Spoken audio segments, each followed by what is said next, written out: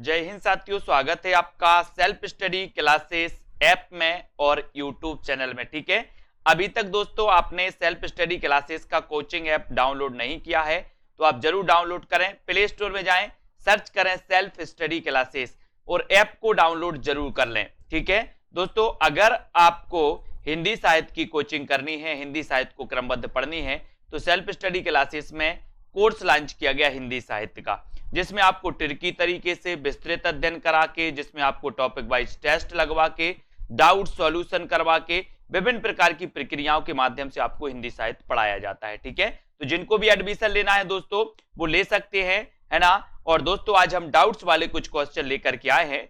आपसे एक क्वेश्चन पूछा जाता है कि साय में धूप ये किसकी रचना है? साय में धूप की रचनाकार कौन है या काव्य कृति के रचनाकार कौन है?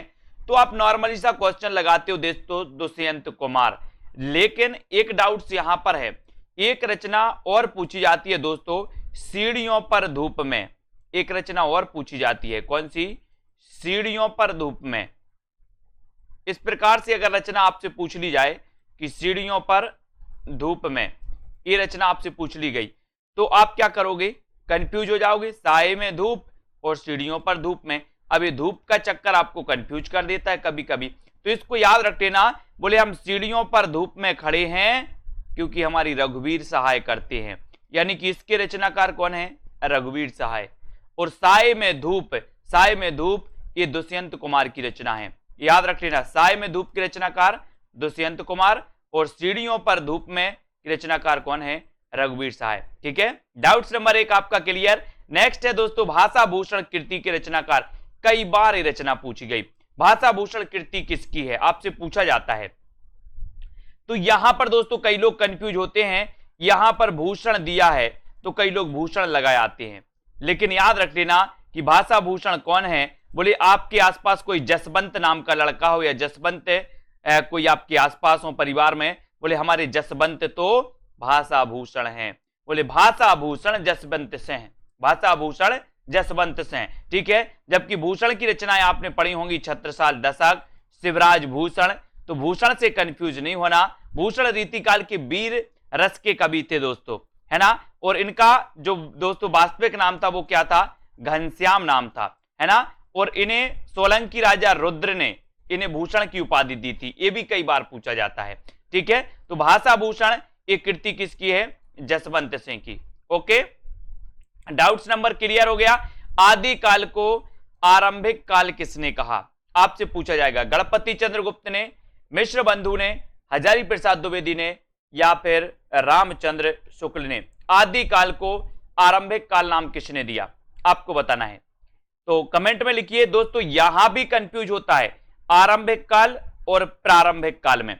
ठीक है, तो यहां आपको कैसे याद रख लेना? बोले सर ये मिश्र बंधु तीन भाई थे, ये मिश्र बंधु तीन भाई थे और तीनों आरंभ से साथ में रहे। कौन? मिश्र बंधु तीन भाई थे, तीनों भाई आरंभ से साथ में रहे, इसलिए मिश्र बंधुओं ने आदिकाल को आरंभिक काल नाम दिया। यानी कि इस प्रश्न का उत्तर जो आपका होगा वो होगा मिश्र बंधु।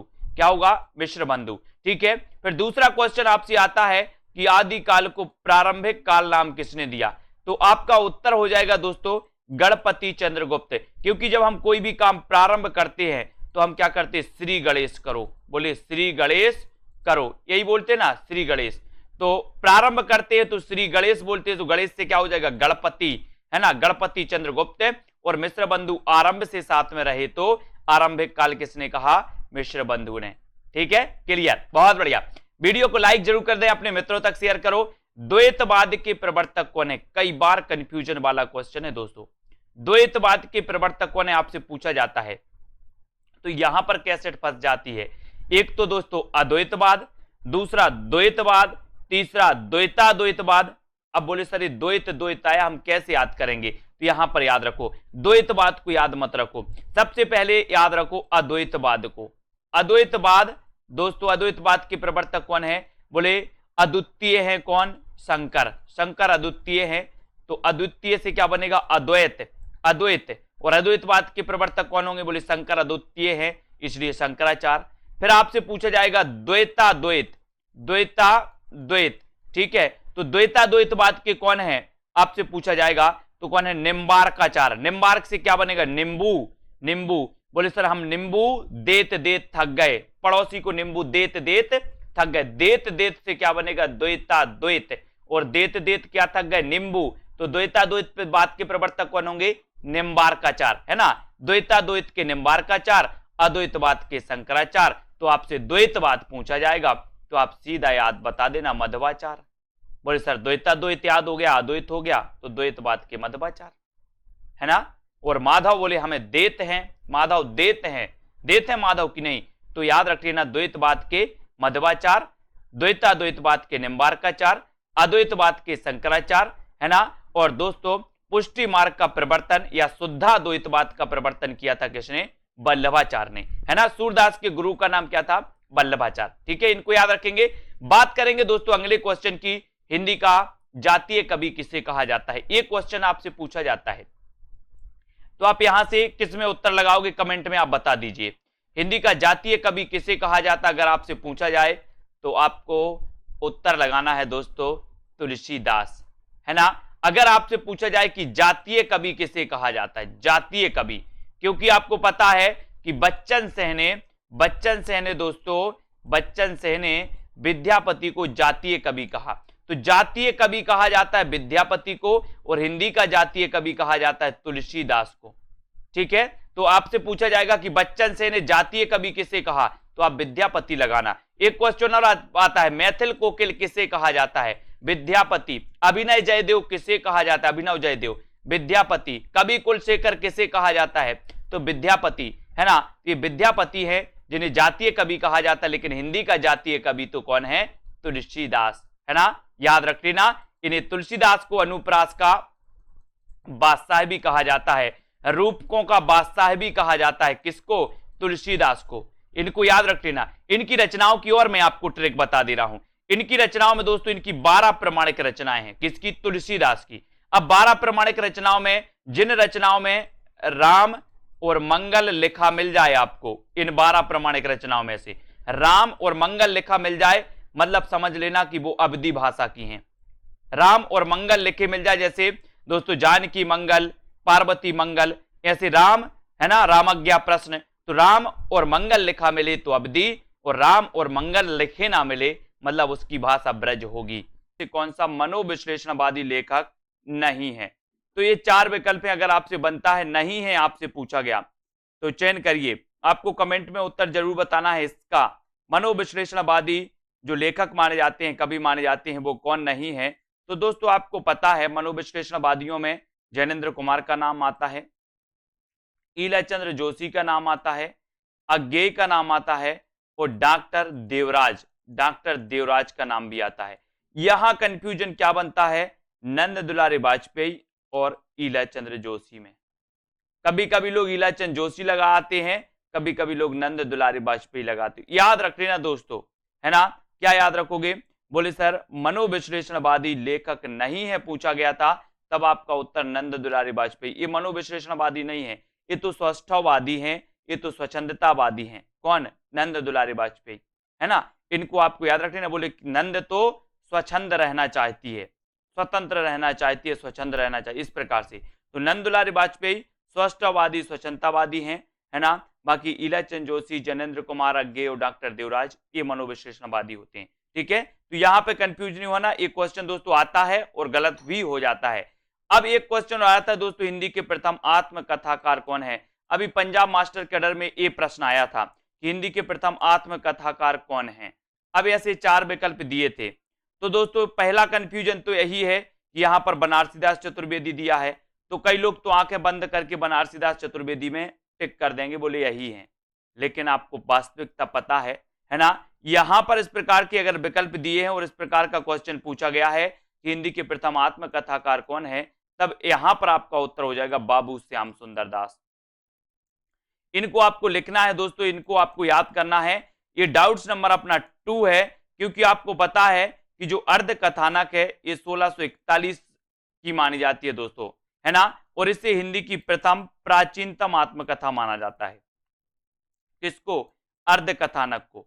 ऐसे आपको याद रख लेना, अगर आपसे पूछा जाए कि हिंदी की प्रथम आत्मकथा कौन सी है, ऑप्शन में अर्ध कथानक है तो आपको अर्ध कथानक लगा देना है, ठीक है। और ऑप्शन में अर्ध कथानक नहीं है, मेरी आत्म कहानी है बाबू श्याम सुंदर दास की, तो आपको मेरी आत्म कहानी बाबू श्याम सुंदर दास की लगानी है, क्योंकि दोस्तों ये हिंदी की प्रथम प्रसिद्ध आत्मकथा मानी जाती है बाबू श्याम सुंदर दास की। कौन सी? मेरी आत्म कहानी। पंजाब मास्टर कैडर में ये क्वेश्चन आया था और यहां पर जो उत्तर माना गया था वो बाबू श्याम सुंदर दास हिंदी के प्रथम आत्मकथाकार हैं, यानी कि बी नंबर आपका यहां पर ये उत्तर सही माना गया था, ठीक है। तो आपको याद रख लेना कि बाबू श्याम सुंदर दास ने 1941 में मेरी आत्म कहानी लिखी थी, जबकि 1641 में लिखी थी किसने? बनारसी दास जैन ने अर्ध कथानक, है ना। इनको अपन को याद रख लेना दोस्तों। अब देखते हैं डाउट्स नंबर 3। एक क्वेश्चन और आता है, बीभत्स रस का स्थायी भाव क्या है? आप यहां कंफ्यूज होते हो। एक तो आप दोस्तों भयानक रस में कंफ्यूज होते हो, ठीक है, और एक दोस्तों अद्भुत रस में आप कंफ्यूज होते हो, है ना। आपको पता है अद्भुत रस का स्थायी भाव माना जाता है विस्मय या फिर आश्चर्य, है ना। बोले अद्भुत आश्चर्य है, हमने देखा अद्भुत आश्चर्य देखा, अद्भुत विस्मय देखा, तो अद्भुत रस का जो स्थायी भाव होता है वो तो विस्मय या आश्चर्य होता है। लेकिन यहां बीभत्स पूछा गया, कई लोग बीभत्स रस का लगा आते हैं आश्चर्य, याद रख लेना। बीभत्स रस का स्थायी भाव जुगुप्सा है और एक क्वेश्चन पूछा जाता है, डाउट्स वाला प्रश्न है। बीभत्स रस का स्थायी भाव क्या है? जुगुप्सा।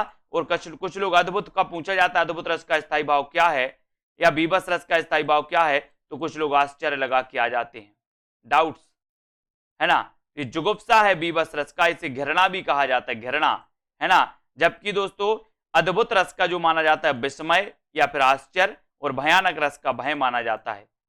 इन पे आपको याद रख लेना, यहां से तीनों रसों से अगर स्थायी भाव पूछा जाता है तो इन तीनों रसों से ही पूछा जाएगा, भयानक, अद्भुत और बीभत्स, इनके स्थायी भाव आपको आने चाहिए, ठीक है। एक पति के नोट्स की रचनाकार कौन है? ये किसकी रचना है?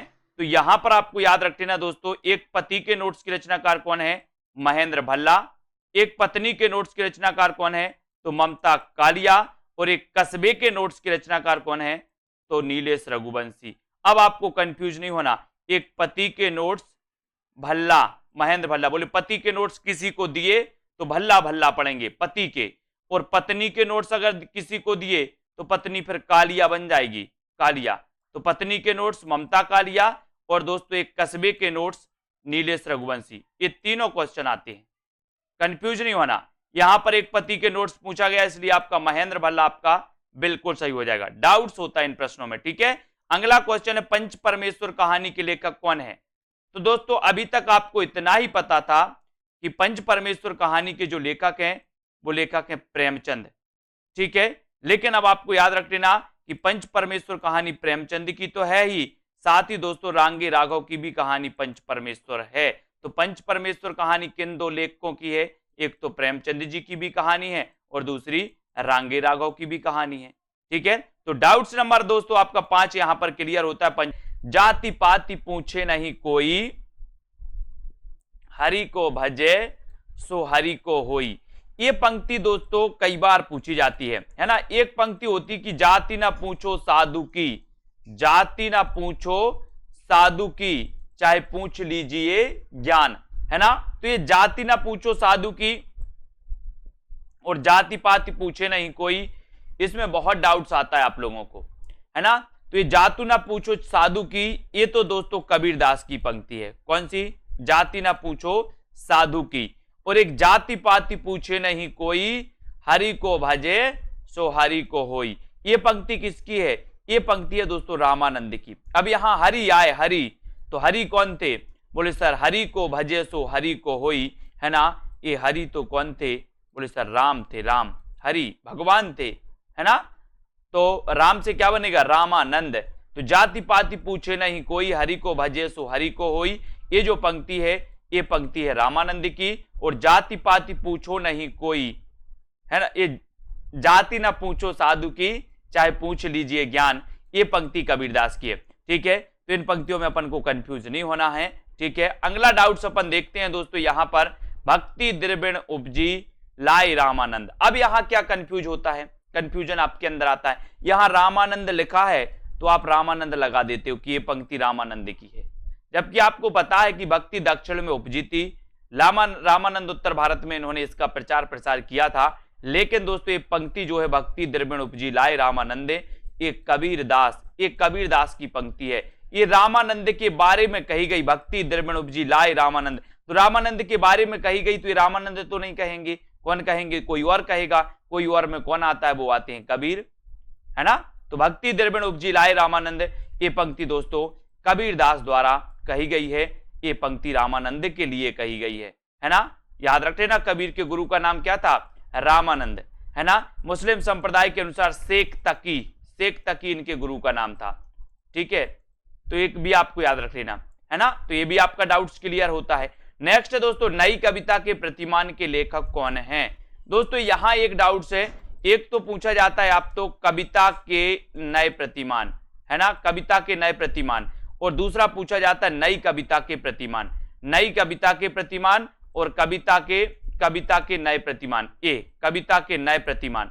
तो इसको याद रख लेना है, नई कविता के प्रतिमान यानी कि लक्ष्मीकांत वर्मा, और कविता के नए प्रतिमान यानी कि नामवार से हैं। अब कैसे याद रखोगे इसको, आपको पता है दोस्तों, सबसे पहले यहां पर क्या आ रहा है, कविता के नए प्रतिमान, और कविता किसी का क्या है, नाम है।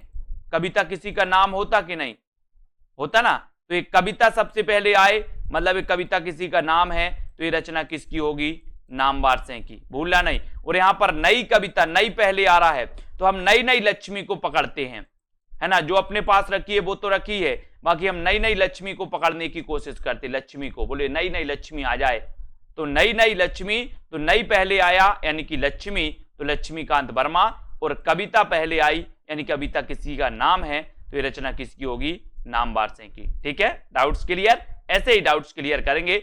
लाइक और शेयर जरूर करते जाएं। महज डिप्टी राष्ट्र कवि किसे कहा जाता है। आपने पढ़ा होगा दोस्तों कि राष्ट्र कवि कहा जाता है किसे, राष्ट्र कवि कहा जाता है दिनकर को। किसे कहा जाता है, दिनकर को। राष्ट्र कवि मैथिली शरण गुप्त को, है ना, राष्ट्र कवि मैथिली शरण गुप्त को कहा जाता है। लेकिन महज डिप्टी राष्ट्र कवि स्वयं को कहा था किसने, दिनकर जी ने स्वयं को महज डिप्टी राष्ट्र कवि कहा था। कभी ऐसा आपसे पूछा जाए कि महज डिप्टी राष्ट्र कवि किसे कहा जाता है, तो आपको लगाना दिनकर, और राष्ट्र कवि किसे कहा जाता है, तो आपको लगाना मैथिली शरण गुप्त। ठीक है, क्लियर, हाँ बहुत बढ़िया। अब यहां पर आते हैं दोस्तों, अगला क्वेश्चन देखते हैं, हार की जीत कहानी के रचनाकार कौन है। हार की जीत कहानी दोस्तों इसके रचनाकार आपको पता होगा, बोले सर आपको ज्यादा पता है सुदर्शन की। हार की जीत कहानी का कि आपने पढ़ी होगी बाबा भारती वाली, तो आपको ज्यादा पता है सुदर्शन की, तो आप सुदर्शन लगा के आओगे। लेकिन आपको पता होनी चाहिए कि हार की जीत कहानी प्रेमचंद की भी है। किसकी भी है, प्रेमचंद जी की भी है। बोले प्रेम में भी हार की जीत होती है ना। सुदर्शन तो आपको पता ही है। तो ये दोनों लेखकों के द्वारा दोस्तों, हार की जीत प्रेमचंद की द्वारा भी लिखित है और सुदर्शन द्वारा लिखित भी कहानी है, दोनों की कहानी है ना, दोनों की कहानी, प्रेमचंद की भी और सुदर्शन की भी। कौन सी, हार की जीत। ठीक है, डाउट्स क्लियर, हार की जीत कहानी आपको पता चल गया। अब यहां पर दोस्तों अपने कितने 5 प्रश्न आज के कंप्लीट होते हैं। ऐसे ही दोस्तों डाउट्स वाले प्रश्न आपके पास अगर हैं तो आप कमेंट में लिखें। पूस की रात कहानी के रचनाकार कौन है, आपसे प्रश्न पूछा जाएगा। तो दोस्तों आपको अभी तक यही पता है कि पूस की रात जो कहानी है वो किसकी है। तो अगर आपसे बनता है तो आपका बिल्कुल सही आंसर यहां पर आना चाहिए और उत्तर हो जाता है क्या, प्रेमचंद, है ना। ये आपने पढ़ा है, पूस की रात की रचनाकार कौन है, प्रेमचंद। ये तो लगभग सभी लोगों को पता होगा। लेकिन एक क्वेश्चन और पूछा जाता है दोस्तों, पूस की रात के बाद, है ना, पूस की रात के बाद अगर आपसे पूछा जाता है तो आप क्या उत्तर लगाओगे, बादशाह हुसैन रिजवी। यहां कंफ्यूज नहीं होना, ऑप्शन में प्रेमचंद भी हो सकता है। पूस की रात के बाद की रचनाकार कौन है, तो कई लोग कंफ्यूज होकर प्रेमचंद लगा देते हैं, क्योंकि उनको पता है पूस की रात तो प्रेमचंद की है, तो ये पूस की रात के बाद यानी कि ये भी प्रेमचंद की ही होगी। ऐसा नहीं करना। पूस की रात कहानी ये प्रेमचंद जी की है दोस्तों, और पूस की रात के बाद ये बादशाह हुसैन रिजवी की है, बादशाह हुसैन रिजवी की। ठीक है, तो इन क्वेश्चनों को अपन को समझना है क्लियर करना है। तेरी मेरी उसकी बात, तेरी मेरी उसकी बात दोस्तों ये किसकी रचना है? तो ये आपको याद रख लेना, तेरी मेरी उसकी बात। मैंने कई बार आपको बताया है कि तेरी मेरी उसकी बात ये जो रचना है दोस्तों ये किसकी है? यशपाल की। मैंने याद भी करवाया, बोले तेरी मेरी उसकी बात यश को मत बताना। किसको नहीं बताना? यश को। तो यश से क्या बनेगा? यशपाल, है ना। तेरी मेरी उसकी बात यशपाल को मत बताना, ऐसे करके। तो ये तेरी मेरी उसकी बात ये यशपाल जी की रचना है। जबकि एक क्वेश्चन पूछा जाता है दोस्तों कोठरी की बात, कोठरी की बात। बोले सर कोठरी की बात कैसी रहनी चाहिए? कोठरी की बात अपन बोलते हैं ना, कोठरी की बात है ये कैसी रहनी चाहिए? अज्ञे, किसी को पता नहीं होनी चाहिए, अज्ञे रहनी चाहिए, है ना। तो कोठरी की बात ये जो दोस्तों कहानी संग्रह है ये किसका है? अज्ञे जी का, है ना। और तेरी मेरी उसकी बात ये जो रचना है ये दोस्तों किसकी है? यशपाल जी की।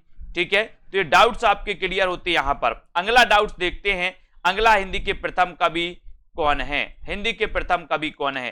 तो नॉर्मल सा क्वेश्चन है दोस्तों, आपको सभी को पता है कि राहुल सांकृत्य ने हिंदी का प्रथम कवि माना सरहपाद को, सभी को पता है। लेकिन डाउट्स क्या है वो देखो। डाउट्स क्या है? हिंदी की प्रथम रचना कौन सी है? बोले सर श्राप का चार, श्राप का चार। ठीक है, इसके रचनाकार कौन है? तो आपको पता है कौन है? देवसेन। इसके रचनाकार कौन है? देवसेन। और हिंदी के प्रथम कवि कौन है? सरहपाद। जब आपसे पूछा जाता है हिंदी की प्रथम रचना कौन सी है तो आता है उत्तर श्राप का चार। इसके रचनाकार कौन है? देवसेन। और जबकि हिंदी के प्रथम कवि कौन है? सरहपाद। बोले सर ये हिंदी के प्रथम कवि हैं और ये हिंदी की प्रथम रचना है ना, ऐसा कैसे हो सकता है? तो आपको याद रख लेना कि सरहपाद ने हिंदी का सर्वप्रथम प्रयोग किया था, ना कि कोई रचना लिखी थी, इसलिए इन्हें हिंदी का प्रथम कवि कहा गया। और हिंदी की जो प्रथम रचना लिखी थी वो देवसेन ने लिखी थी, इसलिए श्राप का चार को हिंदी की प्रथम रचना कहा गया। तो हिंदी की प्रथम रचना श्राप का चार, देवसेन कृत, 933 ईस्वी की मानी जाती है दोस्तों। ये भी कई बार पूछा गया है ना। इसमें जैन धर्म से संबंधित है, श्रावक धर्म का इसमें दोस्तों चित्रण किया गया है।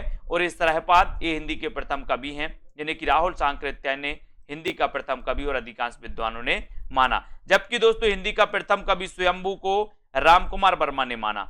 स्वयंभू को रामकुमार वर्मा ने हिंदी का प्रथम कवि माना था, है ना। जबकि स्वयंभू आपको पता है कि इनकी एक रचना है पयोमचर्यु।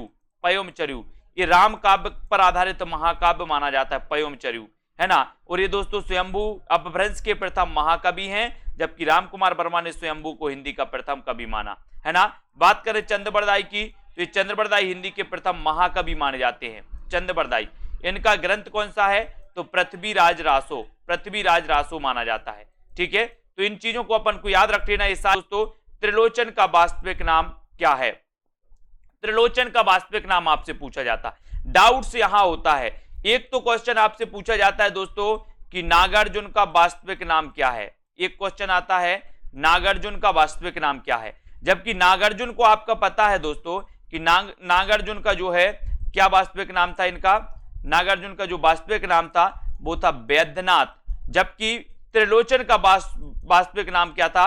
वासुदेव। क्या नाम था इनका? वासुदेव। किसका?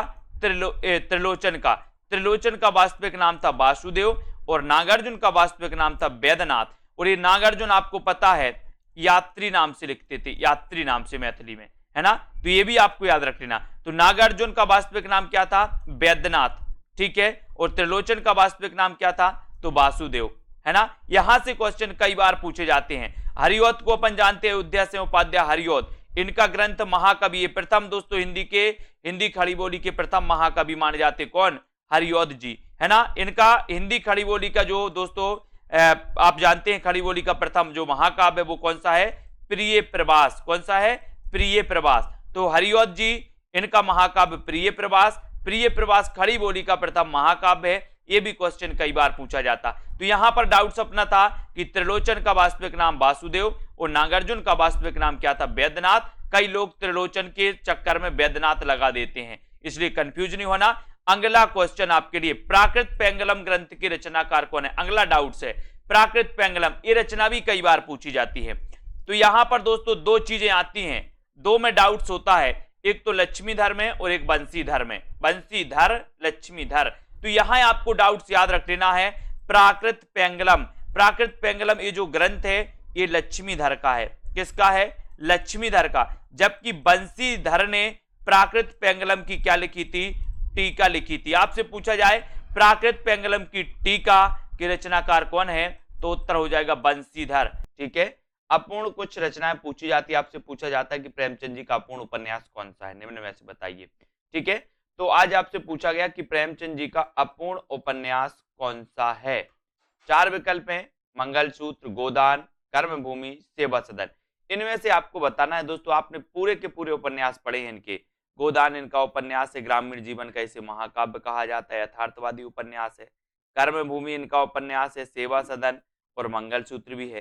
तो इसमें से एक पूछा जाता है कि इनका अपूर्ण या अधूरा उपन्यास कौन सा है, तब आपका यहां पर बिल्कुल सही उत्तर हो जाता है दोस्तों कि इनका जो मंगलसूत्र उपन्यास है ये अधूरा या अपूर्ण उपन्यास माना जाता है। ठीक है, तो आपका उत्तर कहां चला जाएगा? ए नंबर, मंगलसूत्र इनका अपूर्ण उपन्यास है। अगला क्वेश्चन है दोस्तों, जयशंकर प्रसाद का अपूर्ण उपन्यास कौन सा है? तो दोस्तों आपको पता होगा कि जयशंकर प्रसाद ने 3 उपन्यास लिखे। कितने उपन्यास लिखे? 3। 3 में सबसे प्रथम इनका जो उपन्यास था वो था कौन सा? कंकाल।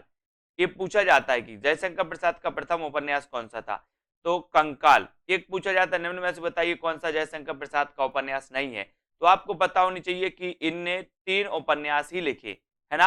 अब 3 में दोस्तों इनका इरावती, कंकाल और तितली, ये तीनों उपन्यास इनकी माने जाते हैं। जबकि अपूर्ण आपसे पूछा गया कि अपूर्ण उपन्यास कौन सा है, तो आपका बिल्कुल सही आंसर है इरावती। और इरावती दोस्तों ऐतिहासिक उपन्यास माना जाता है, ऐतिहासिक उपन्यास, और ये कैसा है? अपूर्ण उपन्यास है। तो ये नंबर आपका बिल्कुल सही हो जाएगा। ठीक है, अगला क्वेश्चन देखो, भूतनाथ किसका अपूर्ण उपन्यास है? देवकीनंदन खत्री, दुर्गा प्रसाद खत्री, गोपाल राम गहमरी, या फिर इनमें से कोई नहीं। भूतनाथ किसका अपूर्ण उपन्यास है, बताइए। ये कई बार पूछा गया दोस्तों, भूतनाथ किसका अपूर्ण उपन्यास है, तो इसका सही उत्तर है देवकीनंदन खत्री। देवकीनंदन खत्री का दोस्तों अपूर्ण उपन्यास माना जाता है कौन सा? भूतनाथ। और इसको पूर्ण किया था इनके पुत्र दुर्गा प्रसाद खत्री ने। दुर्गा प्रसाद खत्री ने इसको क्या किया था? पूर्ण किया था। और ये देवकीनंदन खत्री का ये अपूर्ण था। ठीक है, तो पूर्ण की बात आए तो आपको दुर्गा प्रसाद खत्री लगाना है ना। अगले क्वेश्चन की ओर बात करते हैं, निराला के अपूर्ण उपन्यास कौन से हैं दोस्तों? निराला जी के उपन्यास काले कारनामे, चमेली, इंदुलेखा, इनके उपन्यास माने जाते हैं। लेकिन निराला जी के बारे में आपको पता होनी चाहिए कि छायावाद के आधार स्तंभ है दोस्तों, है ना। और इन्होंने प्रथम चंद्रमुक्त रचना जूही की कली इन्होंने लिखी थी, आपको पता होगा। अब निराला के अपूर्ण उपन्यास कौन से आपसे पूछा जाता है, तो काले कारनामे इनका अपूर्ण उपन्यास है, चमेली इनका अपूर्ण उपन्यास है, और इंदुलेखा भी इनका अपूर्ण उपन्यास है। तो काले कारनामे, चमेली और इंदुलेखा, ये तीनों आपके सही हैं, है ना। यानी कि आपका डी नंबर बिल्कुल सही है। ये तीनों ही उपन्यास, काले कारनामे, चमेली और इंदुलेखा, निराला जी के अपूर्ण उपन्यास माने जाते हैं, है ना। अच्छे से देख लेना, काले कारनामे, चमेली और इंदुलेखा। ठीक है, अगला क्वेश्चन देखते हैं दोस्तों। अगला है, कंसबद्ध किसकी अपूर्ण रचना है? कंसबद्ध, ये 4 में से आपको बताना है, और अपूर्ण रचनाओं के बारे में भी आपको पता होनी चाहिए। और आपका बिल्कुल सही आंसर चला जाता है राधा कृष्ण दास, है ना। कंसबद्ध के रचनाकार कौन है? राधा कृष्ण दास। और ये राधा कृष्ण दास की कैसी रचना मानी जाती है दोस्तों? अपूर्ण रचना मानी जाती है। ठीक है, तो आज के इस वीडियो में दोस्तों कुछ हमने अपूर्ण रचनाओं के बारे में बात की, और ये अपूर्ण रचनाएं एग्जामों में हमेशा पूछी जाती हैं। आपको क्या करना है, इसी प्रकार से चैनल को सब्सक्राइब करना है, बने रहना है। डाउट्स वाली क्लास भी आपको देखना, डाउट्स वाली क्लास भी होती है दोस्तों, है ना, जिनमें डाउट्स वाले प्रश्न आते हैं। और ये अपूर्ण रचनाओं के संबंध में एक वीडियो आप तक प्रेषित किया, और भी वीडियो आएंगे जो अपूर्ण रचनाओं से संबंधित होंगे। ठीक है, आपको करना क्या है, वीडियो को लाइक कर देना है, चैनल को सब्सक्राइब करके बेल आइकन को दबाना है, और दोस्तों अपने मित्रों तक इस वीडियो को शेयर करना है। और अभी तक आप self study classes coaching app से नहीं जुड़े हैं, तो ये कोचिंग ऐप आप डाउनलोड कर लें, और दोस्तों अपनी तैयारी को स्टार्ट कर दें। ठीक है, तो आज के इस वीडियो के लिए बस इतना ही। जय हिंद। दोस्तों बहुत सारे स्टूडेंट को ऐप डाउनलोड नहीं करते बन रहा है, या फिर कर भी लिया है तो कोर्स भी नहीं देख पा रहे हैं। तो मैं आज उनको बता दूं कि ये जो सेल्फ स्टडी क्लासेस इस प्रकार से जब आप प्ले स्टोर से करते हैं, तो ये आपका वेल जो है आइकन उसमें लगा हुआ है ना। तो इस प्रकार से सेल्फ स्टडी क्लासेस आपको सर्च करना है, और ऐसे आइकन में आपको ऐप मिलने वाला है। ठीक है, तो दोस्तों हम देखें कि प्ले स्टोर में आपको इस प्रकार से दिखेगा, ये सेल्फ स्टडी क्लासेस, ठीक है। ये प्ले स्टोर में आपको सेल्फ स्टडी क्लासेस का ऐप दिखने वाला है, ठीक है। ये इमेज उसमें डली है, ये आइकन, ये लोगो उसमें डला है, ठीक है। अब दोस्तों इसको इंस्टॉल करना है, यहां से आप इंस्टॉल करेंगे, ठीक है। अब इंस्टॉल करेंगे तो वहां पर आपको नंबर मांगेगा, जीमेल नंबर मांगेगा, तो आपको ओटीपी आएगा, तो आप रजिस्टर करके आगे बढ़ेंगे।